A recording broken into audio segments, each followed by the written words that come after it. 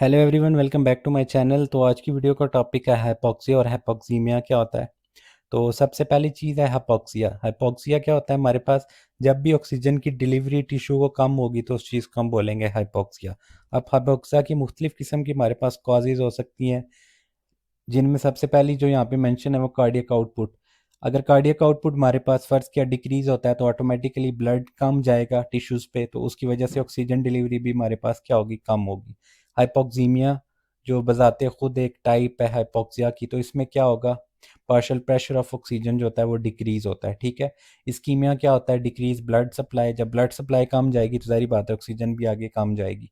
Next type जो है हमारे पास एनीमिया। इसमें क्या होता है? हीमोग्लोबिन कम होगी। जब हीमोग्लोबिन कंसंट्रेशन कम होगी तो ऑटोमेटिकली क्या होगा?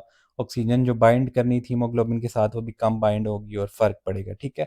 कार्बन मोनोऑक्साइड और साइनाइड पॉइजनिंग में क्या होगा? हमारे पास ज़ाहिर बात है जब ऑक्सीजन की जगह कार्बन मोनोऑक्साइड की एफिनिटी ज़्यादा है और वो बाइंड कर जाएगी हीमोग्लोबिन के साथ, या साइनाइड जाके वहाँ पे बाइंड कर जाएगा, तो क्या करेगा?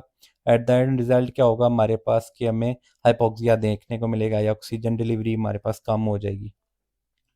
तो वही हमारे पास अब मज़ीद उसको एक्सप्लेन करता है कि पहली चीज़ जो है जिसमें इंस्पायर्ड ऑक्सीजन टेंशन जो है हमारे पास कम देखने को मिलेगी। अब ये कौन सी जगह है जहाँ पे हमारे पास PiO2 हमारे पास डिक्रीज आपको देखने को मिलेगा? तो वो पार्शियल प्रेशर आपको डिक्रीज देखने में मिलेगा हाई एल्टीट्यूड में। फॉर एग्जांपल जिस तरह के लोग हमारे पास आप देखेंगे कि पहाड़ों पे रहते हैं, उनकी स्किन ज़्यादातर रेड होती है, या उनमें जो हीमोग्लोबिन कंसंट्रेशन होती है वो हाई होती है, ठीक है, या पॉलीसाइथीमिया का केस होता है, तो उनमें वजह क्या होती है कि पार्शियल प्रेशर का इफेक्ट होता है।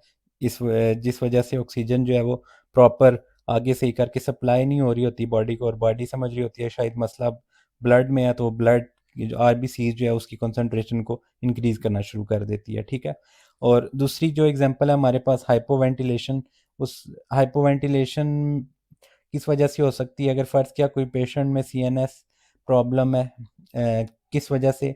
ओपियोइड ओवरडोज ली हुई है उसने ओबेसिटी की वजह से, या हाइपोवेंटिलेशन सिंड्रोम है, या न्यूरोमस्कुलर वीकनेस है, तो उसकी वजह से भी आपको हाइपोवेंटिलेशन देखने में मिलेगी, और इसमें पार्शल PaCO2 जो हमारे पास है वो रेज्ड कर जाएगा। डिफ्यूजन लिमिटेशन होगी हमारे पास फाइब्रोसिस की वजह से। फ़र्ज़ किया ये हमारे पास एल्वुलाई है और ये हमारे पास ब्लड वेसल है, तो अगर फ़र्ज़ किया इसके बीच में फाइब्रोसिस है या कोई चीज़ फंसी हुई है, तो वहाँ से क्या होगा कि ऊपर से जो ऑक्सीजन है वो अंदर नहीं आ सकती सही से, और यहाँ से कार्बन डाइऑक्साइड बाहर सही से नहीं जा सकती। तो हमारे पास जो डिफ्यूजन लिमिटेशन है वो उसकी एग्जांपल यहाँ पे दी हुई है फाइब्रोसिस में, ठीक है। तो इस वजह से भी हमारे पास हाइपोक्सिया देखने को मिल सकता है। इसके अलावा वेंटिलेशन परफ्यूजन मिसमैच में भी आपको देखने को मिल सकता है। अगर नॉर्मल परफ्यूजन की बात करें, तो अगर उसमें फ़र्ज़ किया कोई भी मसला अगर या तो वेंटिलेशन में है तो परफ्यूजन में है, तो वो ऑटोमेटिकली हमारे पास क्या होगा? बॉडी पे इफेक्ट डालेगा, ठीक है।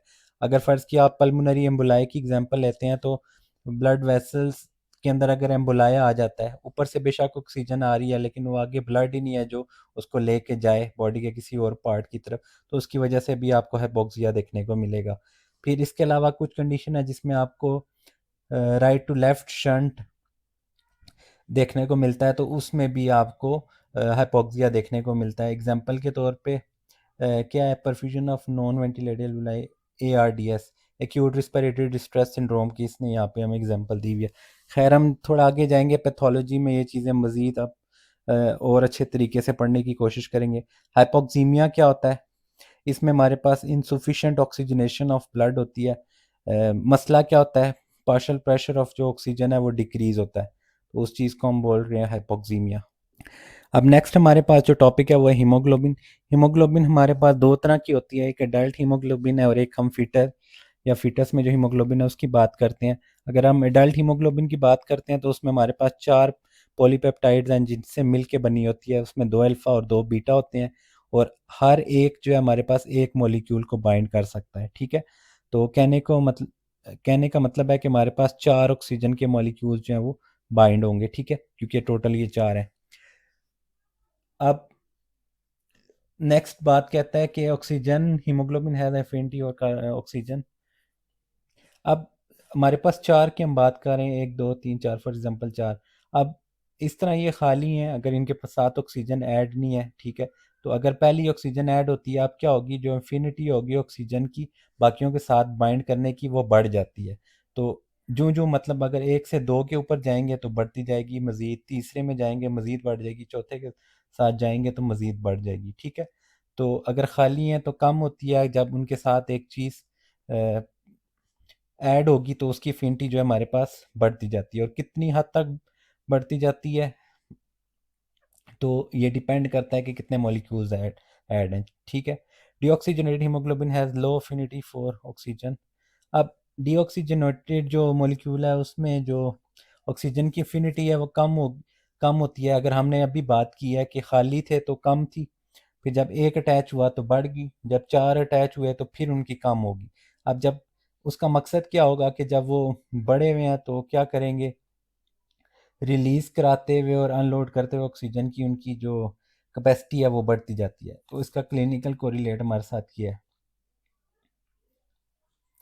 फिर कहता है कि प्रोटीन कंपोनेंट जो हीमोग्लोबिन का है वो act as a buffer for proton ions. अच्छा, अब दो तरह की चीज़ें होती हैं, एक है हीमोग्लोबिन और एक है मायोग्लोबिन।